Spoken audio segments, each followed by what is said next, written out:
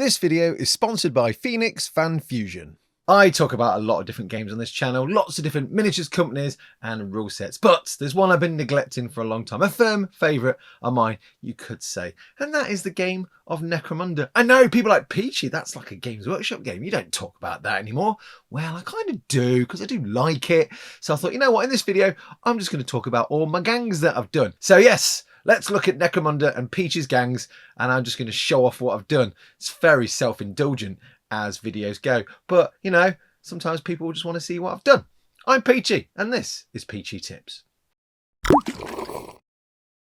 So back in the way back when, oh, that was a long time ago, 1995, my brother James, he got a box set for Christmas, which was Necromunda. Now, we were already in the Games Workshop sphere at that point, so we were really like, we were locked into Warhammer. But Necromunda came along, gang fights, that sounds cool.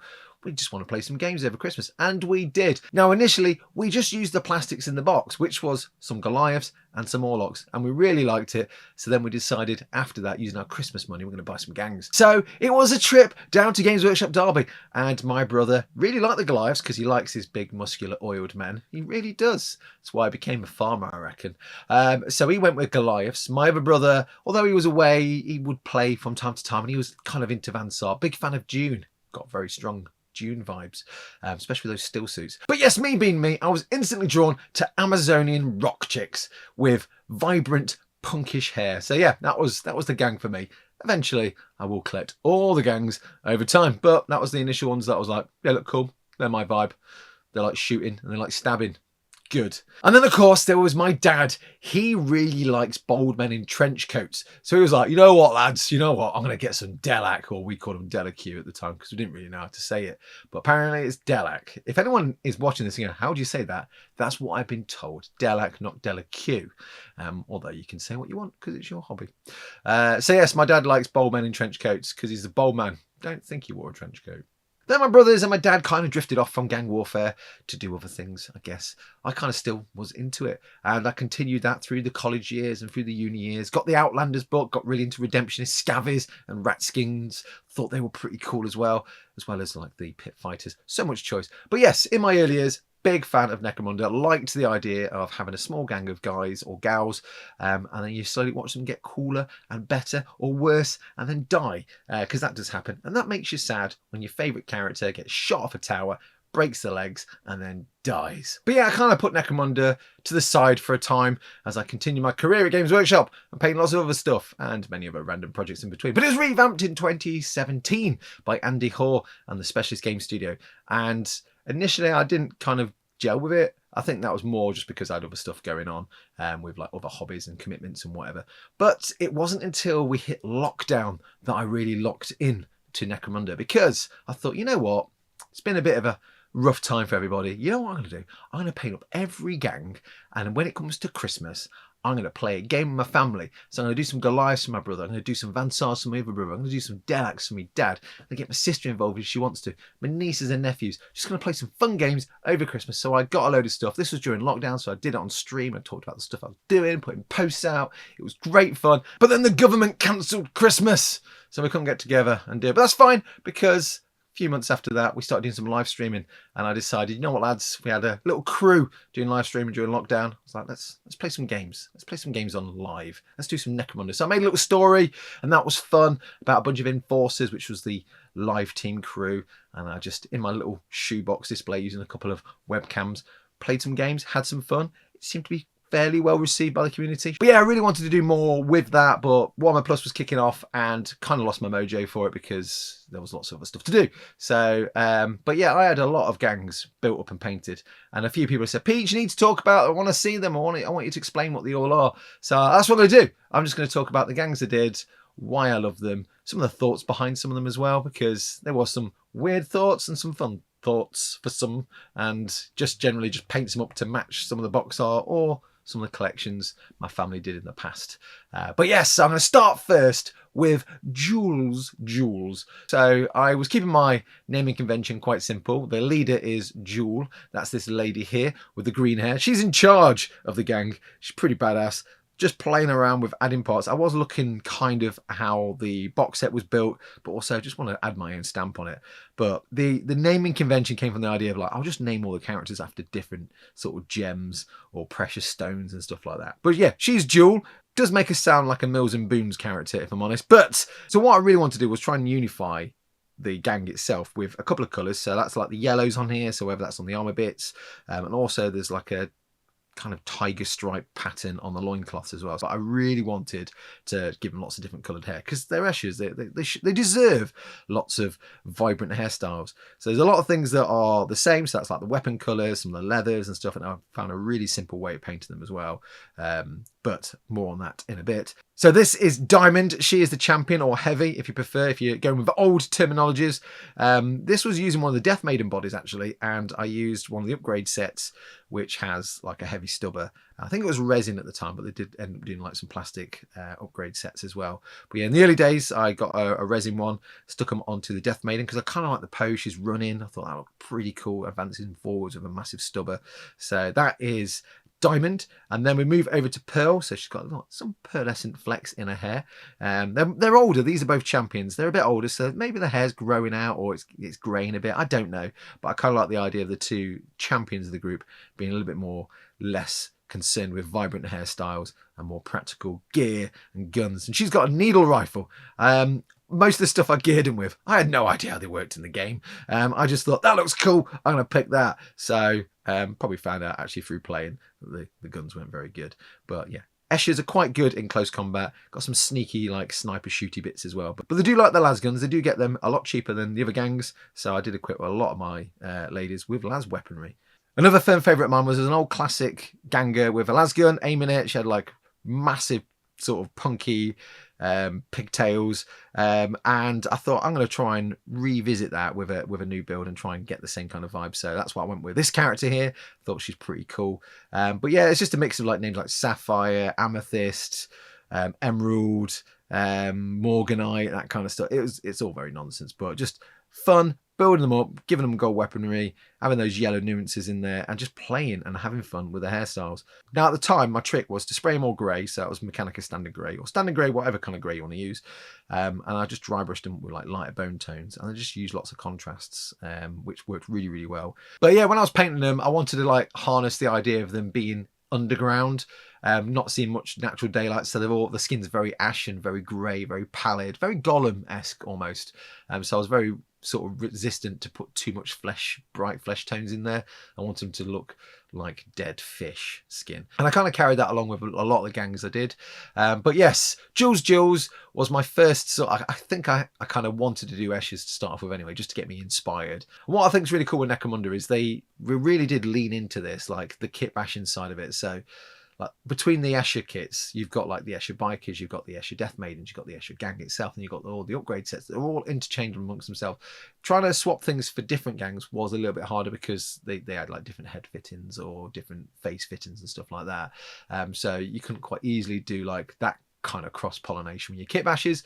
But like internally within the same gang, they made sure that all the parts were the same, so you could do so much of it. And I think that was a good move by Workshop when they did that. Big fan of that. So yeah, I had a lot of fun just doing lots of kit bashing with Eschers, and still continue to do that. I've done like a biker, still need to get that finished. Got loads of other bits and bobs for my Eschers to finish off. I actually did a second gang, which I'll come to at the end, because I just couldn't stop painting them.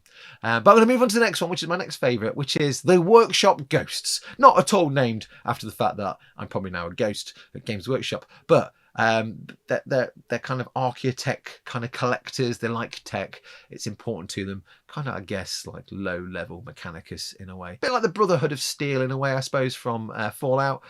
So yes, I named them. The naming convention for this was dumb. It was just like gaming consoles and PC companies. So I've got Hewlett, I've got Packard, I've got Sega, Sony, Samsung, just stupid dumb names like that, but I was having fun, and that's why I did it. Now, one of the things I really liked with these was I was playing around with the Turbo Dork colour shift paints as well. I was quite new to those. I did this during my tenure at the painting phase, so I always feel like some of the Necromunda games that we kind of did but never did finish, which is a shame because we did record one that never got released, which was a cool shootout fight. Really enjoyed doing that. But when I was painting these guys, I wanted to have like a bit of a green sort of iridescent bug kind of look to them, because their iconography is a spider, but I also wanted to harness the old classic green steel suit vibes as well. So I wanted to make sure they got like green glowy energy, kind of kept that green glow across a lot of my gangs as well. So it's painted white, it's using a green contrast. I think it was striking scorpion green, and then I just like did some white little dots and then did another coat of it, a little thin down coat of the green contrast. And that gave a really vibrant kind of green glow. Not to the levels that some painters will do, because there's some amazing painters that do some really cool like object source lighting and stuff like that, but I just wanted to give him a little bit of punch. And then they got this kind of greeny sort of metallic armor. I sprayed him Rune Lord Brass, which was like a metallic spray. I think you can still get it. But I just did that striking scorpion green over the top of the armor, and then added this, I think it's Laserface. I want to say Laserface, named from Taserface from Guardians of the Galaxy, but it kind of gave it a bit of a shift. The idea of the colour shift paints is you airbrush them over like black undercoats and white undercoats, and they give you this cool colour shift. But I just did it by hand, and it works by hand as well. So that's kind of how I got that weird iridescent sort of shiny kind of look to them. Again, following the same method with the skin, just Rakkar flesh. So I'm gonna throw in some, because they're old paints. I would probably redo them using Army Painter paints now, actually. But at the time it was Rakkar flesh, so I'll probably say something like Castle Grey would work for that, or one of the grey sort of ashen stone kind of colours. And then I used Reikland Flesh Shade. Now I'd probably use Crusader Skin, and then it was just layering and highlighting back up with that initial base coat of Rakkar flesh or Grey Castle, which is what I would use now, and that will give it that kind of like fleshy but grey ashen kind of vibe. So yes, they were very fun to do. I really like the look of them. The shield here for this guy is just a plastic shield. I've just dry brushed white on the edges, and then I've just done some white lines from the center of that kind of shield design. So actually it's just a clear plastic with some paint, some white paint added to it. It might look flamboyant, but it's as simple as that. I just tried to make the paint look like lightning bolts. In some places it was a little bit spreading away, a bit oily, but you sometimes get that with plastic, probably a bit of release agent or whatever. But great poses, great models. I did have some of the second set with the Architect stuff for like the hoverboards. Not a fan of the hoverboards, if I'm honest. I quite like the other things in the set, but yeah, the hoverboards are a bit like, not sure about that. Maybe use them as like detritus and stuff around. Maybe add them to some of the vehicles. But yes, very fun doing the workshop ghosts. Really like them. They were a later one. They were the ones I never initially did during the lockdown. I never got around to doing my Van Saar, which I was really gutted with, but I got that kind of second wind when I started doing some other stuff later on. But yes, love these guys. My favourite ones. Oh no, I can't say that because I do like my Ashes, but I do like these as well. Then we move on to the Beefy Boys. That one's for you, Richard. So a Patreon, a friend of the channel, Richard McPherson, works for a burger company called the Beefy Boys. I had many names for these during the lockdown games. I actually can't remember. I can't find any of the documentation that I had when I did those live stream games, which is really annoying me because I had some great names for some of the stuff. But I'm going to call them the Beefy Boys because they're big and beefy and boys. Although I do have a Forge Master, one of the female ones, somewhere in there. Not in this photo, but I've got one around somewhere. Can't find her. But yeah, I wanted to channel the old classic scheme. So red, black, a bit like the box cover stuff they did, but the vibrant green hair that the old metal ones used to have. Again, some nostalgic hits for me. That's what I was trying to do, get some nostalgia going on. But yes, these are great. I literally followed the box cover builds. Something I will say, most of them were fine, like the Eschers and the Goliaths when I was building and copying some of the suggested builds in the box sets made sense for the gangs, but some of them didn't make sense. So the Van Saar one was just too expensive to field, and I think illegal actually, if I look back now, for like a starting gang. So as cool as it is having these like recommended builds in the instruction guides, sometimes you have to actually do a little bit of legwork and check to make sure you can field them yet. But yeah, I think the Goliaths were pretty much legit, straight from the box, can play with them. Just have a nice mixture of big weapons. Spudge Jackers, I think one of my favourites. Renderizer, great name. But yeah, these are just stacked, vat-grown meat monstrosities. Hate Eschers. Eschers hate them. But the weird thing is the Eschers kind of make all the sort of stims and body enhancement drugs for the Goliaths, so the Goliaths should be quite grateful, but then they just don't get on. Maybe they just need to have a hug. I think that's what they need to do, have a hug.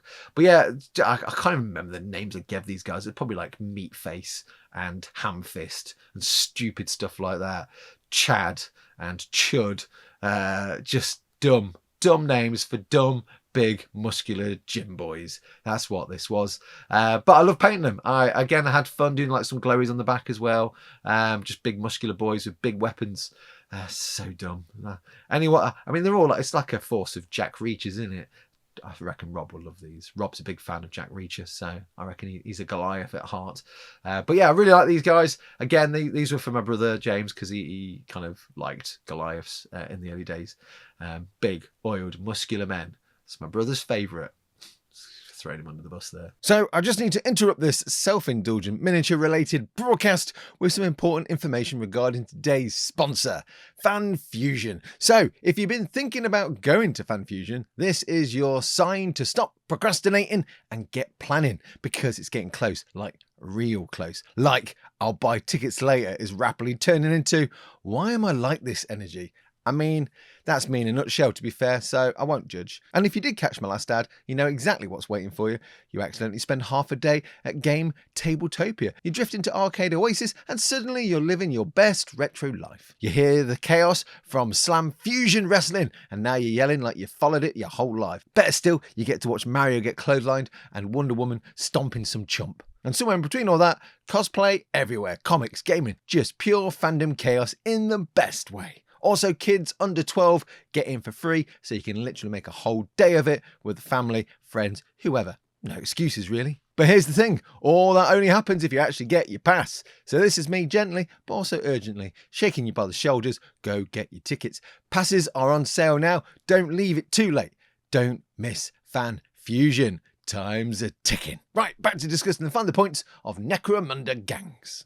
Next up is my Orlocks. Now my Orlocks, I kind of try to channel again the old scheme, although they don't look the same. There's less bandanas and stuff like that and loincloths. I try to like keep that kind of colour scheme going. So a bit of blue, a bit of cream. I decided to help identify my Juves from the rest of the gang by giving them red shirts because they're new and fresh. So all the younger lads in the groups, or younger lasses, they would also get a red shirt to signify them as being like they're on the starting line of being a gang member. And I guess as you survive a bit longer, then you get to ditch the red shirt and go for like creams and blues and stuff like that. But had a lot of fun painting these. I really like using, there's a chaos transfer sheet for 40k, and it's obviously got all the legions on it. That's the word bearer one I've used on the back of their jacket. So I was kind of channeling like the Sons of Anarchy, but I really like the idea of this burning demon head. I was trying to play around with names for them. So initially it was like the Dread Orlocks, or Dread Ornocks, because you got the Dreadnoks from G.I. Joe. Big fan of the Dreadnoks from G.I. Joe. But in the end, I just called them the Sumpnoks. And that's what they are. And they've got stupid names named after motorcycles. So we've got Kawa, we've got Zaki, we've got Bonneville, we've got Suzuki. Again, Peachy and his naming conventions, just dumb. I don't take life too seriously when it comes to naming conventions. I'm just a little bit daft like that. But yes, Honda, big guy, Honda, he's got to be, because, you know, maybe I'm thinking of E-Honda from Street Fighter. But yes, and you get the Cyber Mastiffs in there as well, which are great, and the Arms Master. So I made use of the Cyber Mastiff, although I did actually throw that in with the Enforcers, which I'll come to in a bit. But yeah, these were good fun to do. Really like the colour scheme of these. Sticking like, I mean, you could have done like, I suppose I could do other gangs and then use the other Legion transfer. So maybe get the Alpha Legion one, like the 3-headed Hydra, and stick that on the back as well. That'd be quite good fun. Just, yeah, any kind of like decal motif. The stamping kit's available if you want to do that as well. It's quite a large surface area for the back of the jackets, so you can quite easily probably use a stamp from the stamping kit or a decal, or freehand it. You don't have to do anything if you don't want to. But again, same undercoat. All of these, in fact, apart from the Van Saars, pretty much most of them had that grey undercoat, that bony dry brush. But yeah, just a bit of use of contrasts added to that initial sort of undercoat dry brush is great fun. But yeah, big fan of my Sumpnoks. Hey, if you got any better names, just throw them in the comments. Always up for better names than what I've come up with. Then I got me Baldy dudes in the trench coats, the Delaque. Just wanted to get these done quite quickly. I'm not a massive fan of the Delaque, if I'm honest. I don't know. I think I'm not sure if it's the posing or what. I mean, a lot of them just have the guns out like that. There's a few with like the rifles or the two-handed weaponry and stuff, but I'm not sure. I enjoyed painting them because they've got these long, massive, great big trench coats, and you can add that texture in, which I kind of did with like some like chipping and some jaggedy highlights like that I like to do. But yeah, I don't know. I found them. That's probably my colour choice, maybe. I'm not going to poo-poo the designers or the models. It's more probably my colour choices. I was just trying to make them look a little bit... If anyone remembers the game Syndicate from the 90s, where you had basically like a bunch of cybernetic dudes, very Deus Ex and I suppose cyberpunk-esque in a way. But yeah, it reminded me of them, so I kind of painted them a little bit like that. I wonder if that's what they were based off, actually, from the original metals. I don't know. But yeah, I was channeling a little bit of Syndicate when I was doing it. But yes, not much to say. Bold dudes in trench coats. Getting rid of a little bit of flash of red on the guns. I thought that'd be quite nice. Add a little bit of colour in there. But yeah, there's just some boldy dudes. Though I think they might have been my quickest ones because I probably wasn't enjoying painting them. I don't know.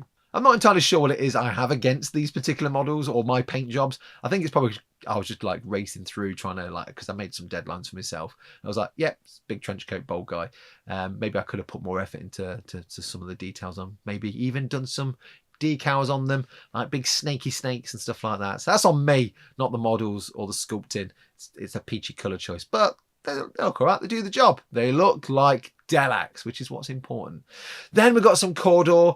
I think I was scraping the barrel for speed here because I was running low on my deadline. My own made-up deadline. No one would give me a deadline. It was my own deadline. But I wanted to make them look all rusty, and I kind of like the idea of heraldry, so I went with blue and white. Kind of, again, trying to mimic some of the old colours of the originals. And I just called them the Rust Buckets. I think I gave them silly names named after Primarchs and Saints, although I can't remember off the top of my head now what I'd actually named them. But I did get one of the Sisters of the Battle figures from the Triumph of St. Catherine. I think it's the big set where they've basically got like a big funeral procession. And I just had that as a cool kit bash thing for my Sisters of the Battle for. So I've got loads of like extra cool bits. And because there's huge Imperial Zealots, I thought, you know what? There's a Sister of Battle sort of abbey on Necromunda, so it makes sense that from time to time they go down and just, you know, keep the word of the Emperor going. So I kind of painted one of those up in kind of Cawdor colours as well. But I kind of, at that time, I was just getting the rustiness really fresh, bright rusty. Now, if I was to go back, I'll probably use Dirty Down or the Army Painted Rusts because they're much better than the way I did it here. But it's vibrant, it's bright, got some, I mean, orange, blue and white kind of work together anyway. I think that's probably where my colour choices were going. Orange and blue, really good complementary colours. White, monochromatic colour, can work with anything, or cream. So that's probably the thought process when I did that. But yeah, in hindsight now, if I was to do them again, I will use proper good looking rust paints. And Army Painted do them, Dirty Down do them, the streaking grime as well. So you can always like make things look a little bit grimy with the streaking grime. But yeah, I love these, the Rust Buckets. Yeah, I don't know, I'll probably come up with a better name than that. But yeah. What more to say? Love lots of candles as well. Love the fact they've got candles everywhere. They kind of have got that sort of medieval vibe, which I really like. I'm trying to mimic the Custodies as well with some of their weaponry, where it's like it's a metal shaft with a gun attached to it, because clearly they've seen some pictures and some illustrations or something like that in a holy text going, oh, we need to make that weapon. They've got like guns on sticks. We need to make guns on sticks, boys. But yeah, it's got very medieval kind of vibes to it, certainly with the cowls. And I guess some of the weaponry they're using, but yeah, not my favourite gang. I think again because I was rushing to get them painted, but I think the models themselves are really cool. I do have some Redemptionists as well. I kind of did this for the Oddvoid Heretic Hunt stuff, which might get done soon. I'll come to that in a bit, but yeah, I've got like some of the Redemptionists as well, which are super cool. Very big fan of the old metal Redemptionists as well. Painted a whole bunch of those back in the day, so I want to get some of those added for the Cawdor. Just insane religious nutters down in the Underhive, probably causing trouble, knocking on people's corrugated iron doors. That's what they want to do. I want to spread the word of the Emperor. Then next up, I've got my Enforcers 21 Sump Street Patrol. If you get that reference, well done. If you don't worry about it. It's a stupid name. But I named them the characters after the other presenting team when we were doing Warhammer TV Live for lockdown. That was the cast. That's what the guys were going to be. They were going to be the cops or the Enforcers, and then they were just going to go through a story thread and take on some baddies. Eventually, the idea was to do all the basically fight against all the gangs at some point.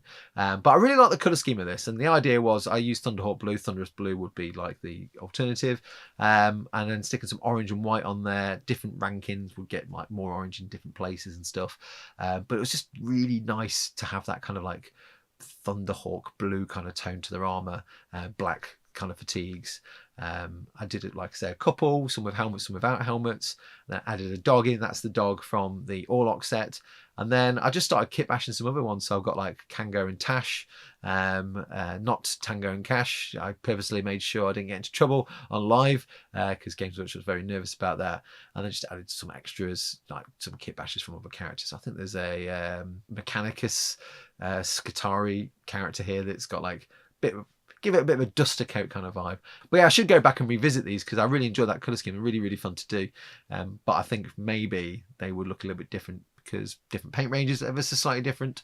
But yeah, it's good fun painting some Enforcers, and they did okay during the campaign. I say that's some kind of turned on each other. I also did a baddie called Crooker based off TJ Hooker, and he was like who they were trying to find. Long story short, this patrol, a bunch of patrols have been wiped out. This patrol was looking for a particular captain of a patrol called Hooker, and he disappeared.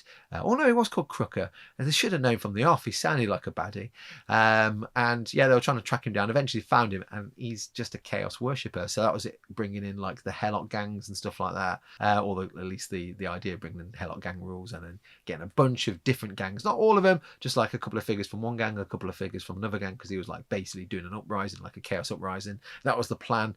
Had a lot more sort of story thread to it, but we never got a chance to finish it. But yes, so he was a Slaanesh worshipper, so I basically just got an enforcer and Slaaneshified him up. But I had a lot of fun painting these guys. I should do more of them because I've got loads. I've still got the gang stronghold to build as well, so lots of stuff.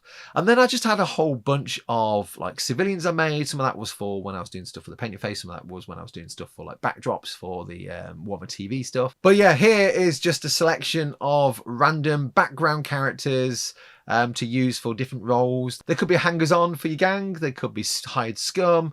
There could just be background dudes. I basically use them as like objectives or things to get in the way during scenarios.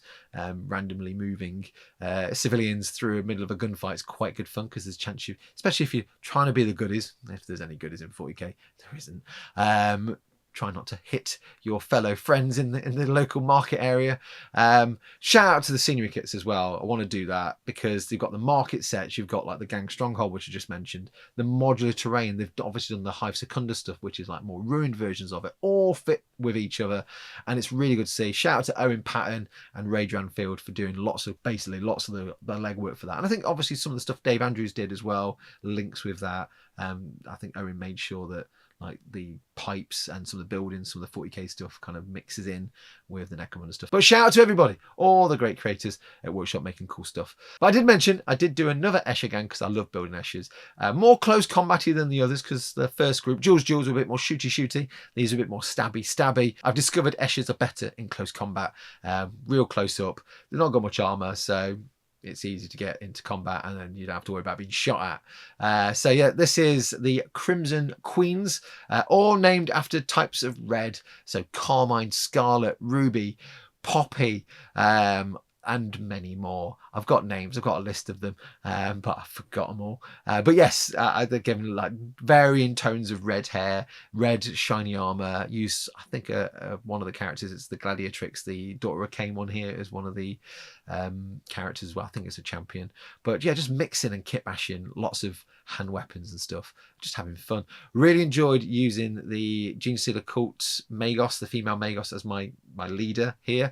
I think it's a great model. I love that model, and Escher firing it up was so much fun. And I think there's something to bear in mind. It gets said a lot, but every model is a Necromunda model. You can find any way of getting like a Games Workshop model and turn it into Necromunda. And I think that's the strength of Necromunda, is you can do all sorts with it, which is super, super cool. And then of course I'm going to shout out Oddvoid, because I did a whole bunch of stuff for that. It is Necromunda meets 40k. It was roleplay. We did roleplay, me, Louise, Greg, Jamila, and of course Dan, who's the games master. Made some characters for that, so they're based very similarly to my Necromunda stuff, and did some extra stuff for that to use for their campaign games, but also for my own stuff as well. But yeah, I did some revamps as well recently, so I upgraded a bunch of the characters. Jamila's character got revamped. Earl Grey got revamped, more stealthy, sneaky. Keeping the same army, just oiled it down or sprayed it black.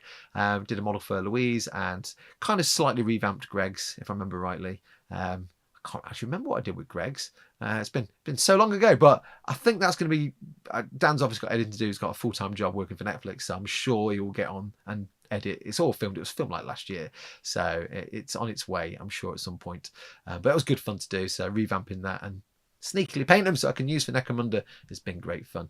But I mean, that's a selection of the stuff I did, mostly during lockdown, then just adding bits and bobs over time. Scratching a few itches here and there. I really like doing those extra sort of characters for background, whether that's like a gunsmith or someone that might sell stuff on a market. The market stalls are really good. But I'm going to throw out there, you've got loads of cool kits from all the other game systems out there as well. Like Victrix has got a great market stall, so you can use some of the stuff on that for Necromunda, because there's like some Archaeotech looking stuff. Wheels of protein cheese. Maybe it's corpse starch cheese. You could use some of like the stuff, the detritus from the Victrix sets for your Necromunda stuff. But yeah, I had a lot of fun revisiting some of these gangs, talking about them. I know it's a bit of a self-indulgent video, but I've been asked by numerous people over numerous videos, when are you going to do something about Necromunda, Peach? So this is probably the start of some Necromunda content. Probably do a little bit of a deep dive on each gang at some point as well, like why I like them as well, but also just like what they are, especially if you don't know anything about them. I'm sure there's plenty of lore channels that do it better out there, but I'll be throwing a paint guide for each of them in each of the lore videos. So a little bit of lore, probably like a beginner's guide to lore, and then here's a quick paint guide on how to paint an Escher, here's a quick paint guide on how to paint a Saar, and then yeah, that's the plan. But yeah, I had a lot of fun going back looking at these and reminding myself why I did it as well. I completely forgot I did it as a Christmas game for the family, and then the government cancelled Christmas. But yes, lots of stuff, lots more to add. I think actually just talking about this, weirdly, and this is what happens with me, talking about stuff like this is one of those kind of motivators to get on and do some more stuff. I did realise I neglected to mention about my ambots. I'm not ambles, I'm not doing the ambles yet. We've got some ambots. Again, they're quite quick and easy. They're mostly sprays of silver, dry brushes, washes, and then picking out some like colours in there. And of course, Babs here, my favourite Ogryn of all time. It's just a big old Ogryn that was just like, I want to join the Eschers. So he's just like dolled himself up to mingle in. So yeah, he goes with my yellow and, well, Jules, the yellow looking Eschers, not the red ones. But I need to do more Ogryns. There's quite a few I should probably get done. I've got the big box of 6, but I don't think you can get 6 anymore. I think you can only get them as 2s. But yeah, I'd like to see what more stuff they do for Necromunda. They keep pottering away at it, which is good. More plastics more often, please. Specialist Game Studio. But as always, thank you for watching. I have waffled on a fair bit about Necromunda, well, gangs, and it's been fun. And thank you for watching. I appreciate it. Always appreciate you watching. I think I might be, after last week's video with the Lego, I will be doing some more Lego related paint guides as well. Definitely want to do the Forestman. Thank you for all those that shouted out, by the way, that I can't believe I didn't even notice this, that North Star do an upgrade set for the sort of Robin Hood style headgear. So thank you for everyone that said that and pointed out. And just thank you for all the nice commentaries since then as well. Yeah, it was quite good fun doing that Lego, revisiting that. I think sometimes that's the thing, like having a nostalgic hit, like that's what I did with these Necromunda gangs, having those nostalgic colours from the originals in 1995 and then trying to harness that and put it in to the new stuff. It feels good. I don't know if it's like just like, oh, I remember when I was young and I had all my life ahead of me and everything seems sunnier and friendlier then. I don't know if it's that, but it's nice to do it. So yeah, more nostalgic hits for Peachy, I think, is going to be around the corner. So lots to do. But yes, I'll catch you on the next one. Thank you for watching. Peachy out.